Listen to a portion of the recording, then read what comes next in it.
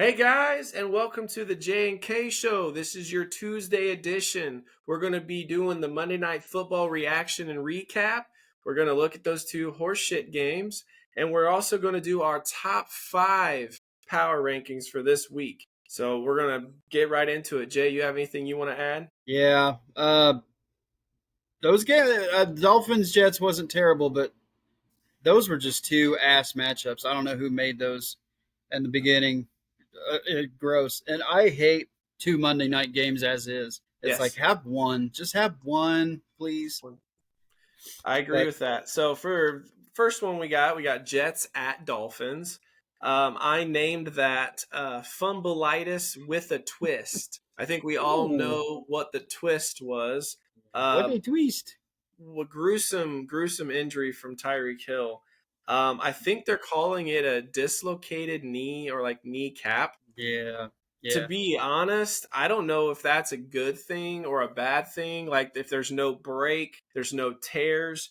But just to think that his bottom half of his leg was not properly attached to the top half anymore feels like yeah, that is going to mess up Cheetah's ability to do what he does. yeah. That was bad. I don't know how that happens, and you don't have ligaments missing. So I saw a pretty gnarly picture. Somebody caught it of his leg, like right when he lifted it up, and you could just tell it was hanging. Yeah. Somebody got a picture of it. It was a close up of his cap. It was actually all the way to the outside. It was disgusting. I mean, his But whole bottom looked like it was just twisted inside the knee itself. yeah, Like, I couldn't even. I mean, yeah, he didn't get leg whipped. Like, I don't know how that happened. He just landed and his whole leg just turned. yeah. Some Oh, people are saying it's dirty, like the Jets defender kind of did twist his leg a little bit. I hmm. don't think it was dirty. I don't think he was intending on doing that, but it was just part of the play, just rolling over him, and he just kept a hold of Yeah. his leg while he rolled, and it was nothing egregious by any means, but If it was Al did look Shahir, bad. if it was Al Shahir, I would be like all over it. Yeah. Oh, it was dirty, done it on purpose. Oh, ooh. Well, you just go by what have you done Track recently, and record. that's that's Yeah. that's that's the kind of player that he is sometimes, and it's Yeah. bad. But yeah, well, gross. It To the was just nasty game, side. yeah. To the game itself, Braylon Allen, he fumbles on the 3 yard line early in the game. That's one of 3 fumbles the Jets would have of the day. Fields later fumbles. Their kick returner fumbles the ball. It was like they couldn't hold on to it. The Dolphins have 0 turnovers in this game. Pretty surprising considering how they had played and to lose Tyreek Hill. They managed to hold on to the ball. They had better ball security for the game. Yeah, how badass were those jerseys too? I I love loved their them. uniforms, man. Those were awesome. I loved them. I was confused which team the Jets were. Well, the one that was playing like shit, that's the But team. That was yeah, the I kept Jets. having to look down at the score and like, where's the ball on the logo? And it was a little confusing, but the jerseys were awesome looking. I really like them. Yeah, I like the Miami Vice kind of feel that Yes. Miami does with their sports teams. It's really cool. Yep. We had a Darren Waller sighting twice. Mm. I thought he was still retired. Yeah, me too. Apparently he came out of it though, and I don't know where in the hell he's been, but He's always yeah, been he injured. came out. They knocked the rust off of him early, and it was kind of cool to see, because he Hmm. was he was a badass man when he was with the Raiders, Yeah. and then when he went to the Giants, he just realized, oh damn, I signed a contract with the Giants. I'm going to retire. So he kind of has been in oblivion for a little while, and then signs with Miami not too long ago. And I guess they look pretty decent against Buffalo. So he said, "Yeah, hell, why not? I'll go on the field this week. We'll see what we can do." Yeah, I thought he actually looked pretty good. His toe tap on his Yeah. first touchdown, I was like, Oh man, that's amazing some catch. that's some ball instinct right there. That's some Yeah, veteran shit right there. So I thought that yeah, was actually really good. yeah. That was nice, and it was nice to see Tua push the ball too. I mean, they tried to. They weren't just dumping it off, 3 yards behind the line of scrimmage, and look what that will get you when you try to push the ball down a little bit. Obviously, this was against the Jets, but I feel like if you're a Mhm. Dolphins fan, you with Bowler's sighting, you're like, if we have a healthy Waller, maybe we don't have to have such a huge hit on offense with losing Tyreek. Because if you're gaining something also, then maybe you're like, wow, not such a big hit. We got Malik Washington. We got other guys. We got Westbrook Akeen, who I actually think is pretty good out of IU, and he was with the Tennessee Titans. Yeah. They're still going to have some guys, and then Waddle being the guy. If they stay healthy, they might still be able to score some points sometimes, but they just got to kind of get out of their own way because so far they've obviously been really just kind of blah the whole start of the season. Yeah. Their defense is going to have to step up a little bit now, but I think Jalen Waddle is more than capable to step up and be the number one there. Like you said, Waller. If Waller's going to produce like that, you don't need him to get 7 or 8 catches a game as long as he Yeah. has 4 or 5 Yeah. pretty decent receptions here every game. 50, 60 yards maybe a score, but he's definitely going to be more of a red zone threat for sure. Yeah, for sure. It kind of surprising though. Tyreek Hill was targeted so much that he was still their leading wide receiver in the Yeah, game, yardage wise. yeah, So that could be a little concerning, knowing that you won't have that for probably the rest of the season. I would imagine. yeah. Oh Um, yeah, he's definitely out for the year. I would I imagine. said, I don't know. I don't know how he gets out of that without having ligaments and tendons just Yeah. done. And I don't know if So you just wear a brace on it and stuff when he's fully healthy, if he wants to play next year and everything's healed back up, you just wear a brace. Because for me, I'm like, for it to happen, I would be worried it happened again. Like, yeah, can it just slide right back out again? Like that is that's a little almost worse as far as the next year than an ACL or a broken bone almost. I don't feel like that's as likely to just occur again. Whereas this dislocation, I'm like, yeah, it's a little weaker and it might slide right out again. I would be yeah. a little nervous, I guess, if I was him. Oh, I would be too, and especially as much as he relies on his legs to push and give him the high amount of speed that he has. That might be one that takes him a while to get over with, but we'll see what happens. Yeah. Somebody I talked to today, they said that he just aged 5 years with his speed, and it's like, well, can you really imagine him being like a 35-year-old receiver coming back next year, Yeah, 36-year-old receiver? It would be really shocking to see that kind of sudden decline like that. I kind of don't feel like it will be that large of a decline. Maybe, I don't know, something tells me it will only be slight, but could be yeah, wrong. yeah. It's something that's definitely going to limit his mobility, but he's got he's got plenty of time to rehab. He's got plenty of time to work on it in the off season, even. Mhm. I don't know what the timetable for an injury like that is, but I, Yeah. I know that if he's already being called out for the season, obviously it's a bad injury. But he can come back from it. It's not like he's 350 pounds and he's going to be putting a lot of pressure on it with weight and everything. Yeah. But he's a little guy. He's light, so maybe his recovery time will be a little bit less because of that. Yeah. Something I noticed in the game, the Tua slide, I kind of thought his was late. It was a late slide. There's no doubt. I don't know if I like Uh, the call. Like, what is a defender no. supposed to do? That slide happened like underneath the defender as the defender was about to make the contact. I really didn't like it. I don't know how you officiate it, especially how fast everyone's moving. But when you watched it a little slower for replay, I was like, man, that's tough. Again, as long as we penalize guys for doing the wrong thing and like shouldering guys when they're going out of bounds or something, if they start to look at that because you want to give yourself up, that's okay, right? It's okay that you get what you got and you're going to give yourself up so you don't risk an injury. We understand. But don't take advantage of it too. And Tua had like a smile and it just kind of sat wrong with me. Yeah, I really, in my personal opinion, I think that flag came from the NFL legal department. Like we don't need a lawsuit to getting another concussion. So I In think that was court, really a quick buzz from the legal department. It's like, nope, throw the flag.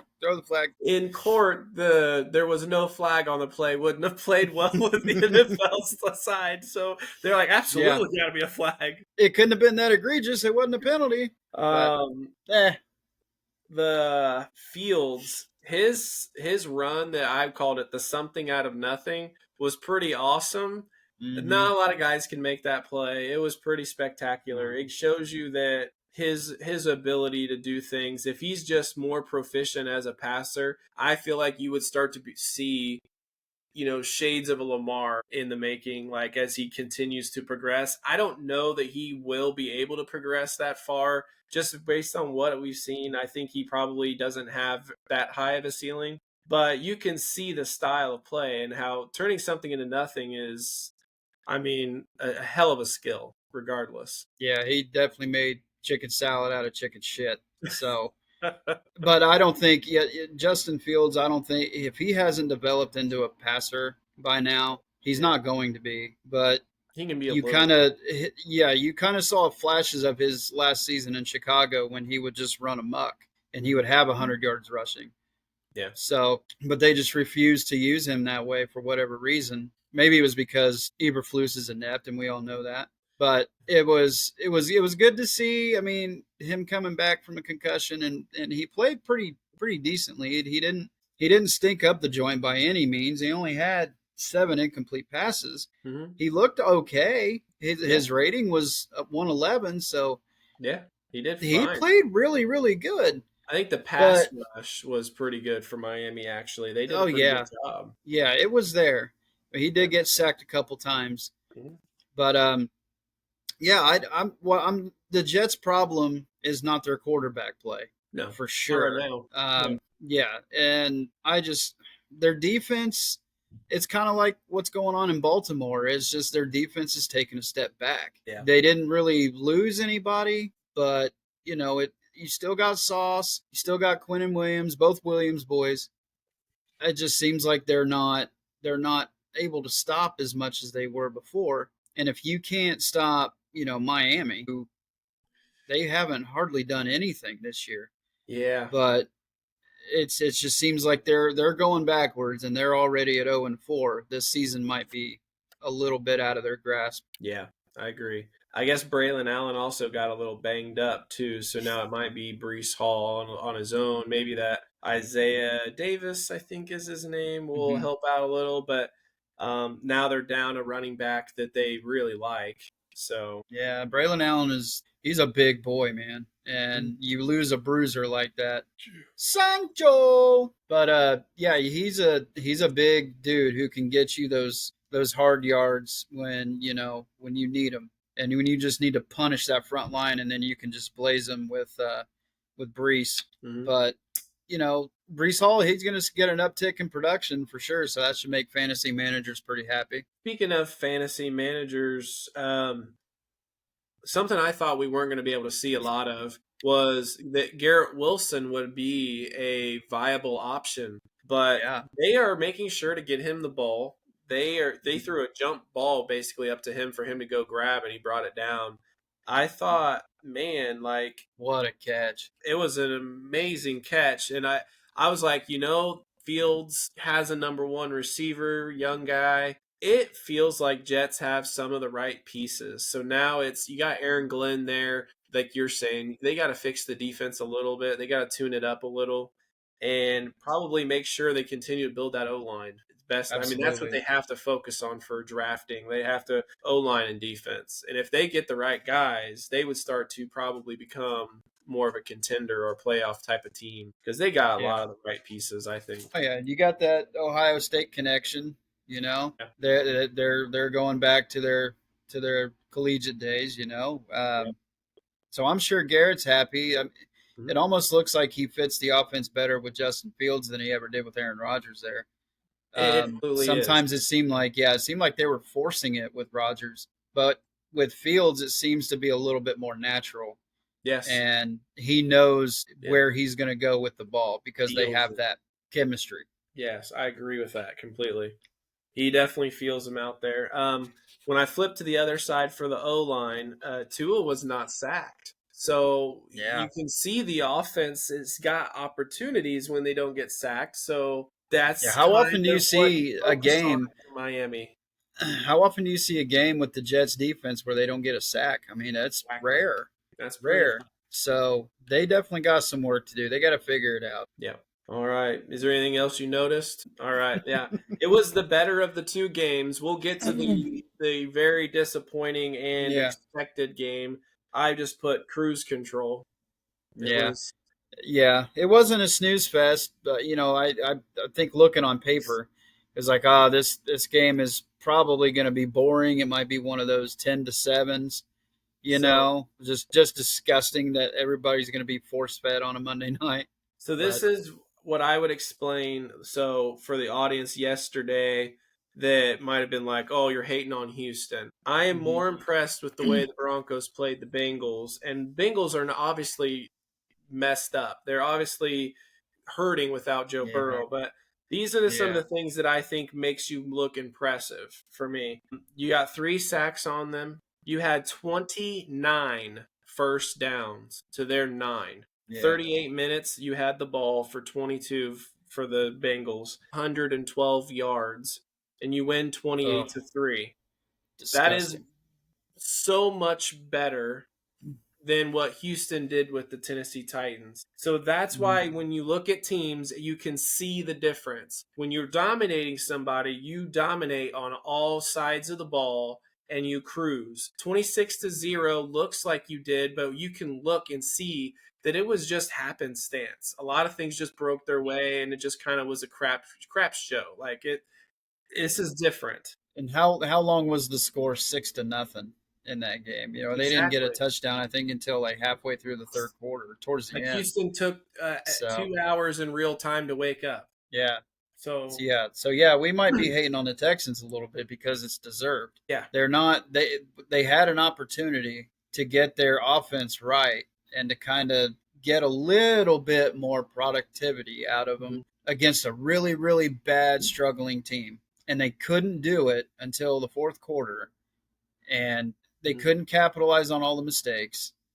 And CJ looked a lot better. I think he only got sacked twice. Yeah, But man, to not be able to just dominate Tennessee, it was they're we definitely not did the same. They're definitely exactly. not the same. And another thing I think about is like Bo Nix. He had a fantastic game. Even he threw a bad ball. That makes me think of the Lions game with Goff.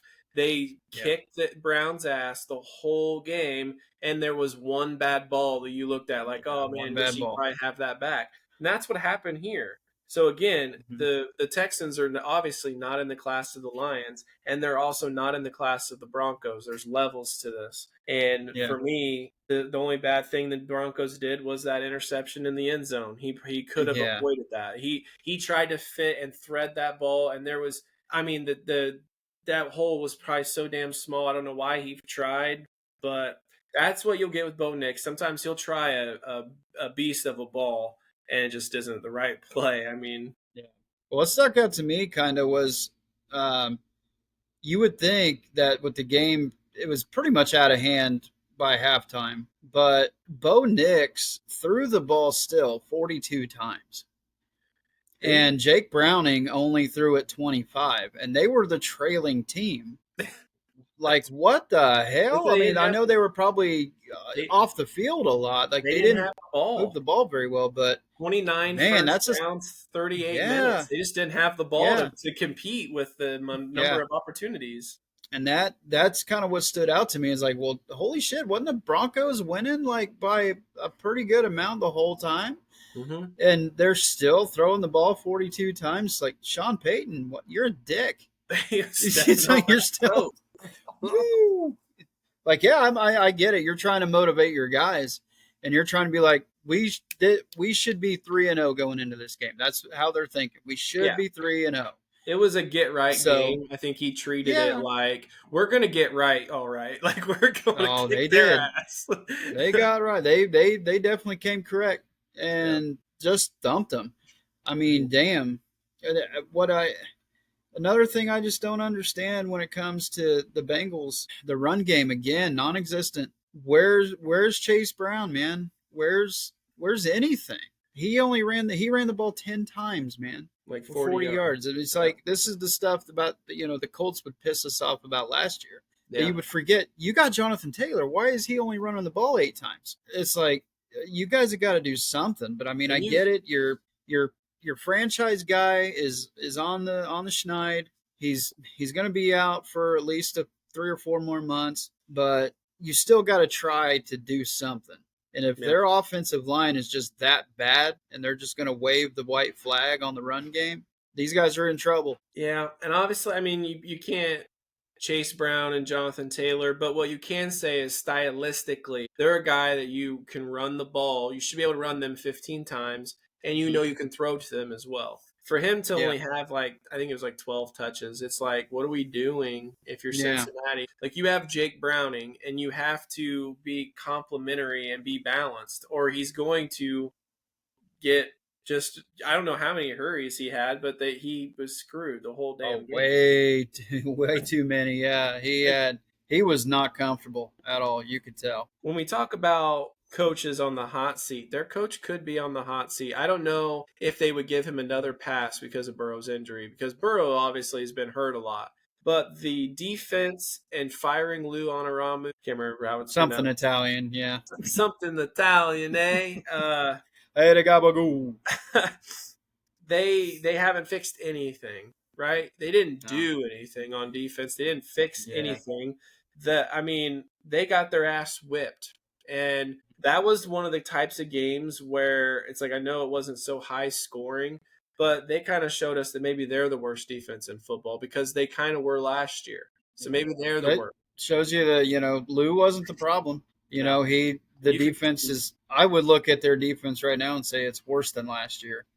And Lou's having the Colts are playing pretty well for Lou. I mean, we're bending, but I don't think he was the problem in Cincinnati last year. But I think he got a lot of the blame. yeah. And I think Zach Taylor should absolutely his seat should be pretty warm right now Yeah. because ever since they got to the Super Bowl and they lost, they've gone to the playoffs since then. But whether it's Burrow getting hurt or just they're underperforming and they haven't even sniffed it again yet. So I think his seat should be warming up a little bit, and it may cost him at the end of the year. Yeah, a name come to mind, and I wanted to look up where he was because I couldn't remember where he ended up. Yeah, I would say if this is true, Joe Brady is the OC of the Buffalo Bills. Buffalo Bills, yeah.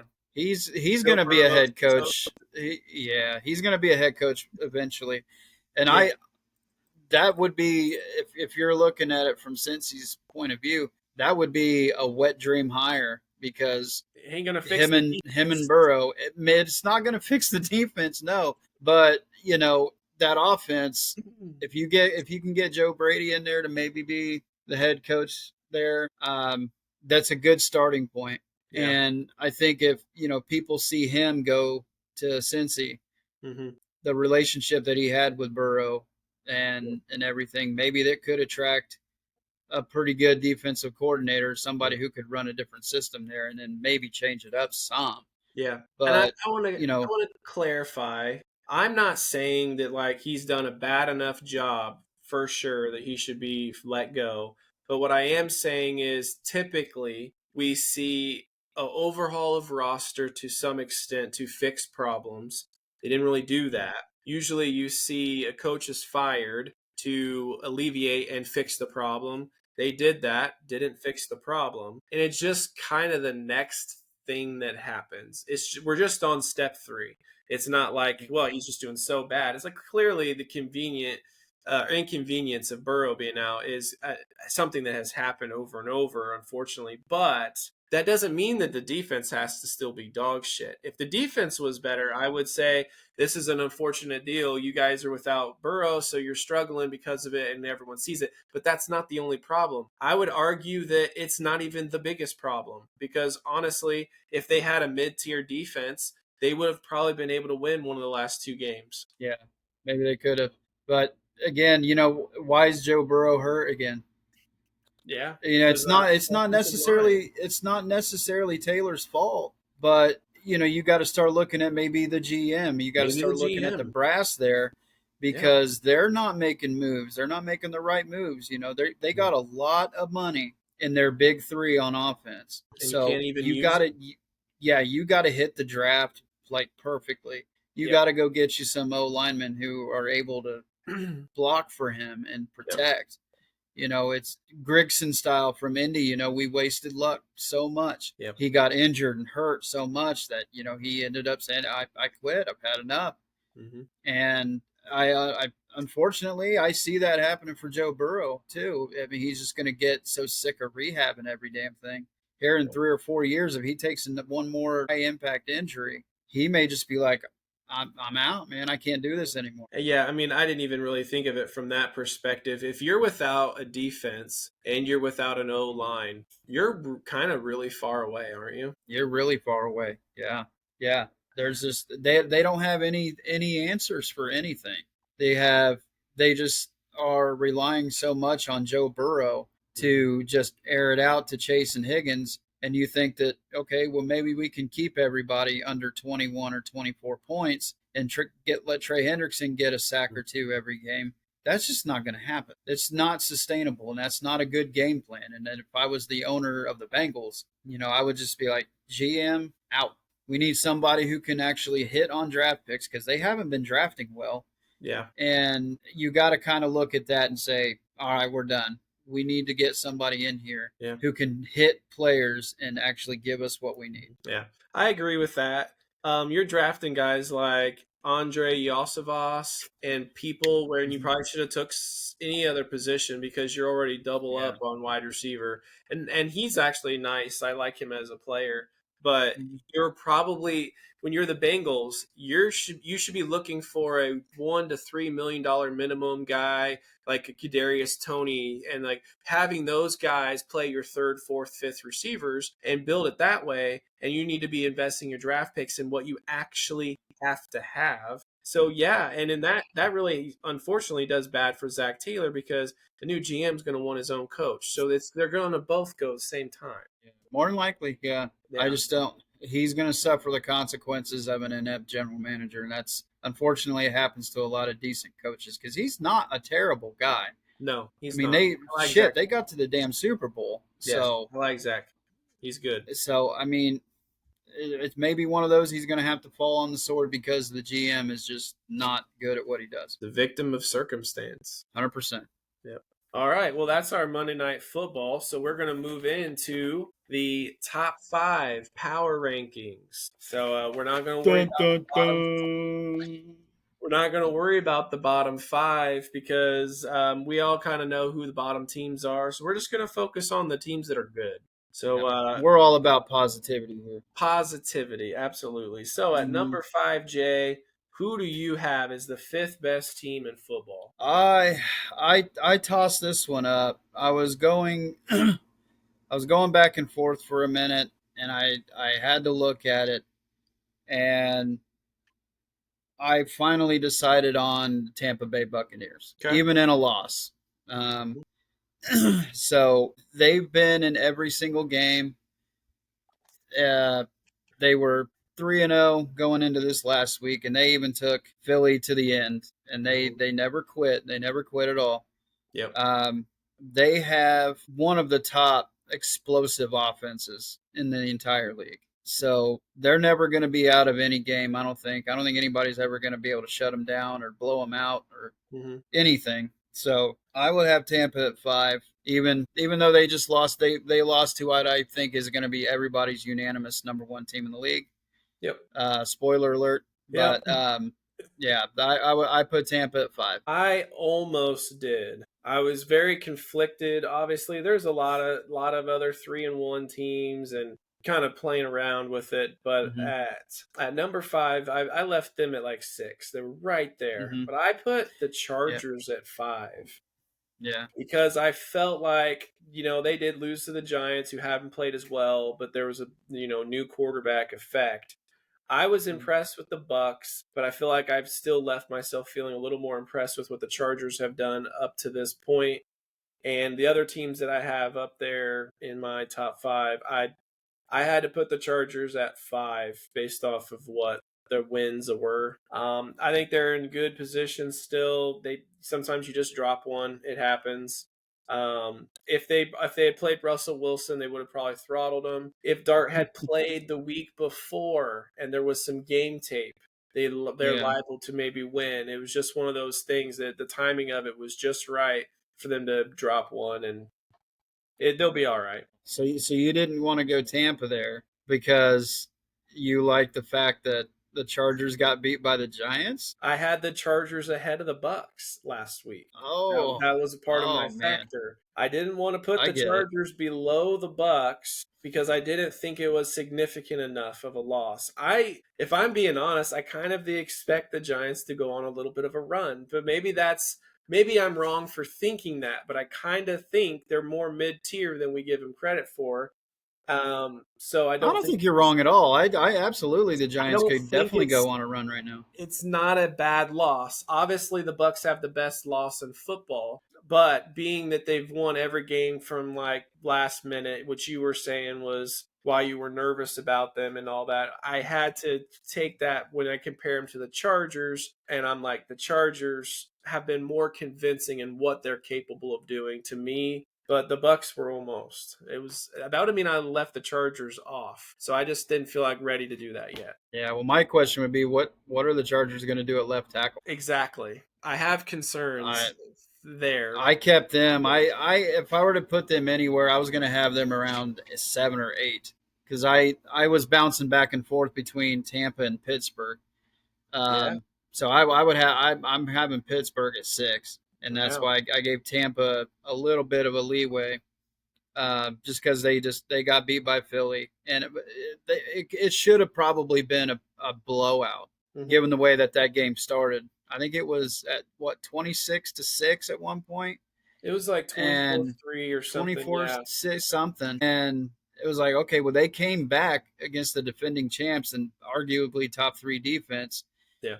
with just precision deep missiles, and that's why I kind of went with Tampa there, and I'm not going to give you too much fluff about the Chargers, but um, when you compare losses, you Yeah. lose to the defending undefeated champs, or you're going to lose to I an agree. 0-3 team. I agree.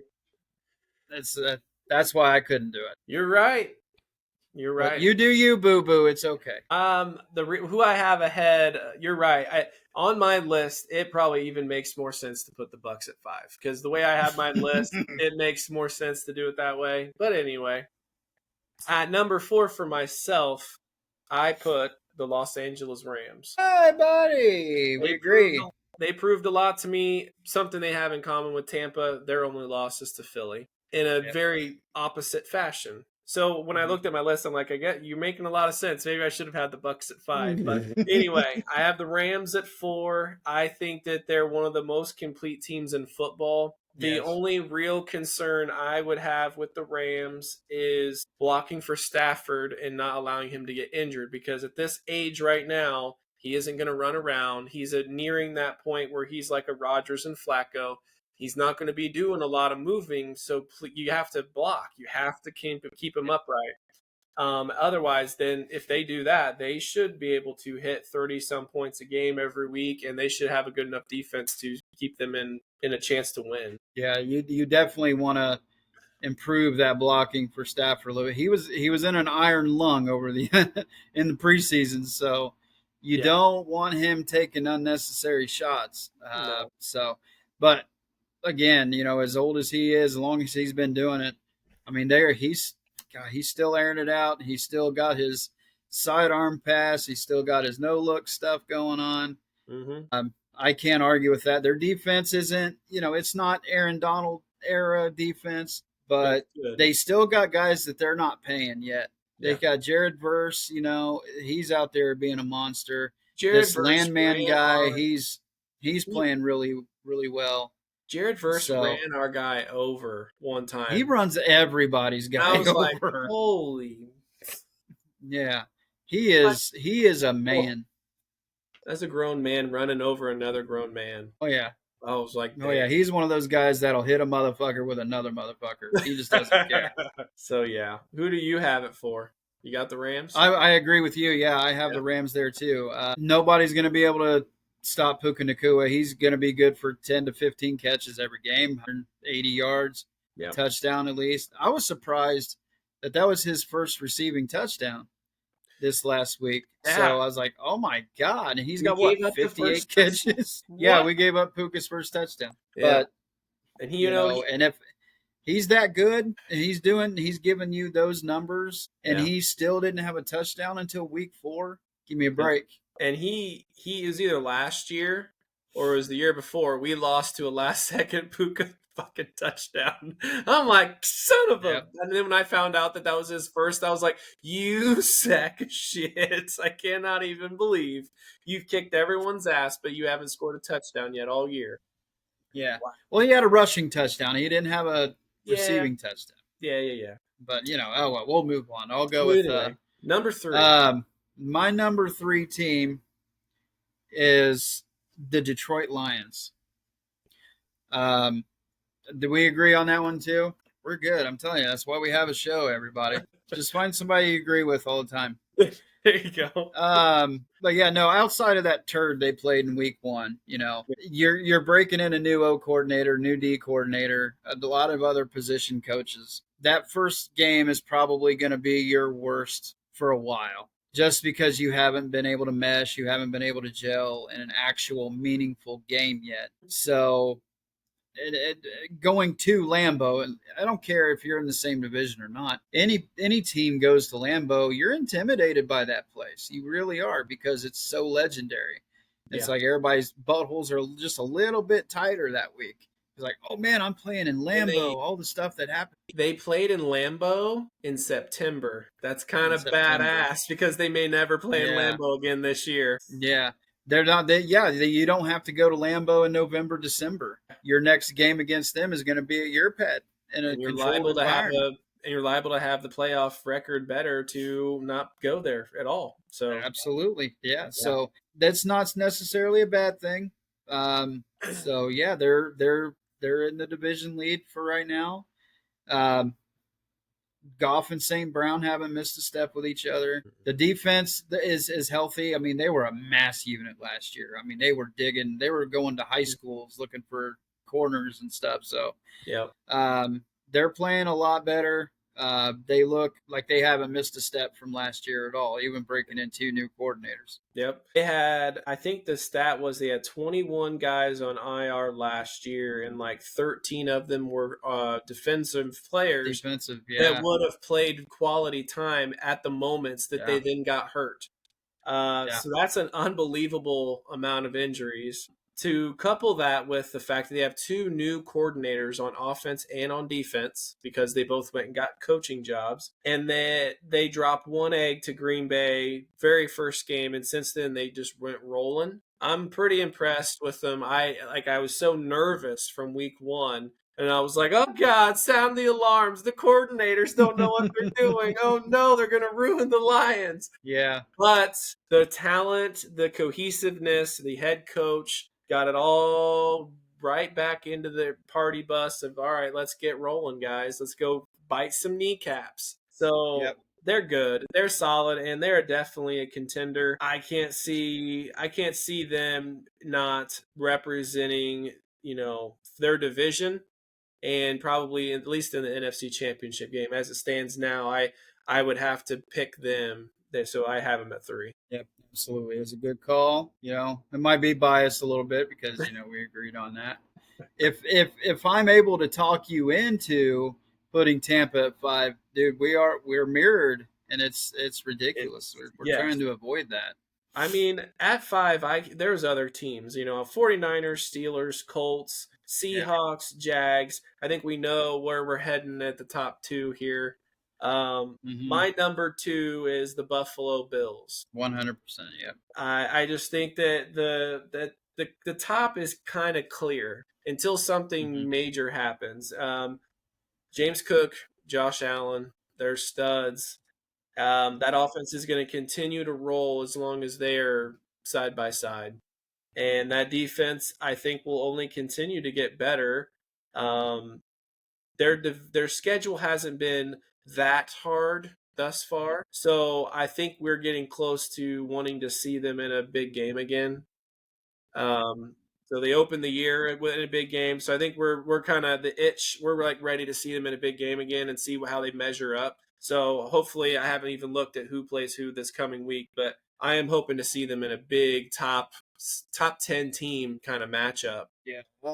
I almost switched Buffalo and Detroit just because Buffalo's defense is very, very suspect at times. Yes. And they let people kind of hang around and do a little bit more damage than what they should because they know that they have Josh Allen in their butt pocket, that he can come back and he can bail them out of almost any bad situation. Yeah. So that kind of allows you to be a little bit more loose on your play calls. You can bring more guys and try to get pressure, but then you could get burnt, Yeah. But it allows them to do that because you have Josh Allen, you have James Cook, you get Dalton Kincaid. I mean, you can rely on these guys to make plays. Mhm. So I couldn't pull the trigger on it. I had to leave Buffalo at 2, but their defense, I think, is definitely going to bite them in the ass in a game or two this year. Yep, I agree. I agree. There's a chance. I think they're gonna chemistry wise, they're gonna continue to get a little better. But yeah, I'm curious to see how they measure up. We saw the Ravens score a bunch on them, so it's like, okay, time for another test, time for a legit test, and see how they fare, just to make sure. Yeah, and just to check on that, I just brought up their upcoming schedule. I mean, they got the Patriots this Sunday night. It's It's a little then bit they better. got Yeah, it's a little bit more of a challenge. Plus, it's a division game; those are always tough. Then they got the Falcons the Monday night after that, and then I think they're on bye, and then they get an easy one against the Panthers, and then they got the Chiefs November 2nd. So I think that's going to be if Kansas City continues on their upward trend. so I think they that will be definitely a spotlight game. so they mostly have another month where they play mostly mid to lower Mid, teams. yeah, And then the Chiefs, you would argue, are also mid, but the history of what they've done dynastically, they are more notable of a team. And they might, by then, who knows, after what we've seen with Chiefs in Baltimore, what the Chiefs might start to roll a little. We never know. I mean, Andy Reid he's got them coached. He knows what the hell to do. So, yeah. But listen, just listen to this. I mean, this is Buffalo's. The rest of their schedule mhm. just seems like cupcake, man. Yeah, Because you got Patriots, Falcons, Panthers, Chiefs, and then after that they go Dolphins again, Buccaneers. That'll be a good one. there we go. And then they rally off Texans, Steelers. That'll be a decent one. And then you finish with Bengals, Patriots, Browns, Eagles, and Jets. So Wow. that We get Eagles. So we yeah, get that four big games for them, and the rest are kind of and the sus. rest of them are just mid to bad. So So they're gonna they're gonna go have at like least 12-5. yeah, they're gonna have a decent record. So Yeah. we'll see what happens. Philly might be clinched by then. Hell, Buffalo might be clinched by then. They may not even play their guys. Say 12 and But 12-5 is assuming they lose to all four big guys, or they beat one or two of them, but then lose to one of the mid guys. Like 12-5 is mhm, kind of modest. yeah, So you might be looking at 14-3. you might Um, be. You might be. but I think that'll definitely get you. I think the one in the AFC though. Most likely, because the AFC is more competitive. I think the NFC, like we saw last year, is not a guarantee. 14, you might need 15 to get. Last year, Minnesota and the Lions were playing for a lot. Yeah, So, and they were like 13 yeah. and 14 wins. So, hmm Yep. all right. Well, then our number one, I think that everybody's figured out by now, is the Philadelphia. New Orleans Saints. That's not the bottom. It's Yeah, the top. Spencer Rattler MVP. No. Again, Philadelphia will give us a new flaw every week. Yeah. Sometimes they'll correct it mid game, and sometimes they won't. So I think the Mhm. current flaw that we're looking at now is we already know they can come back. We already know they can start fast. We know they have a good enough defense. We know they can run the ball when they need to. I guess making sure they can throw the ball when they really do need to is the next test. So we'll see what they do this week, and if AJ Brown and all them guys don't go for. I think what we're looking for is yardage a little. We're probably looking to see, okay, can Jalen go for 300 and then play really well, or high 250s? Because right now their offense, yardage wise, ranks towards the bottom of the league. They're just doing it ugly and convincingly. And that's kind of what the Chiefs had done one year. Philly, they again seems nearly flawless though in how they're doing it. It's just kind of ugly, but kind of convincing at the same time. They're doing just enough on offense, and their defense and their special teams are pretty much what's winning them games. So if they get this offense figured out and they start doing this, I mean, it's over. Yeah. It's going to be over, and Right. it's not even going to be close. So And now if you're the rest of the NFL, you don't want them to figure it out. and So how many touchdowns unbeatable. are they gonna walk in because of the tush push trick? I mean, Could be limitless, especially if they throw wrinkles like they did with Saquon the other day. Just little wrinkles that you just don't see coming. And Yeah. I mean, they can start doing that. So now the tush push could even be more effective now because they showed that wrinkle. Yeah. It's like, okay, well, we need to watch one of those backs coming out of the back now. So you have to put somebody out there. You can't just pack the middle like everybody likes to do. Yeah, for sure. All right, well, that's our show, guys. Thanks for tuning in.